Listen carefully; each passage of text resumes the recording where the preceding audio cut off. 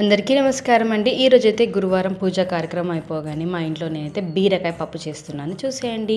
కందిపప్పు, పెసరపప్పు 2 పప్పులు తీసుకొని మంచిగా కడుక్కున్న తర్వాత ఇందులోకి పెద్ద పెద్ద ముక్కలుగా కట్ చేసుకున్నటువంటి బీరకాయను వేసేసి పచ్చిమిరపకాయలు కూడా వేసుకోవాలి. టమాటో ముక్కలు యాడ్ చేసుకున్న తర్వాత ఉల్లిపాయలు కూడా యాడ్ చేసుకోవాలి. 4-5 వెల్లుల్లి రెబ్బలు కూడా యాడ్ చేసుకుంటున్నాను. నిమ్మకాయ సేదంత చింతపండు కూడా వేసుకున్న తర్వాత తగినంత పసుపు, ఉప్పు, కారం పొడి, అదేవిధంగా 1 టేబుల్ స్పూన్ ఆయిల్ కూడా వేసుకొని తగినన్ని నీళ్లు కూడా పోసేసి 5-6 విజిల్స్ వచ్చే వరకు పప్పును మెత్తగా ఉడికించుకుంటే ఈ విధంగా అయిపోతుందండి. పప్పులోకి పోపు వేసుకోవడానికి కడాయి పెట్టుకున్న తర్వాత ఆయిల్ వేసి పోపు దినుసులు అన్నీ కూడా వేసుకున్న తర్వాత పప్పులోకి కలుపుకుంటే ఎంతో కమ్మటి రుచికరమైన బీరకాయ పప్పు అన్నంలోకి చపాతీలోకి చాలా బాగుంటుందండి. ప్రతి గురువారం మా ఇంట్లో నేనైతే బ్రేక్ఫాస్ట్ కోసమని ఇడ్లీని మాత్రమే చేస్తానండి. ఎందుకు చేస్తాను ఏంటి అనేది నేను మీకు నెక్స్ట్ వీడియోలో చూపిస్తాను. ఖచ్చితంగా వెయిట్ చేస్తూ ఉండండి. Thank you so much for watching our video.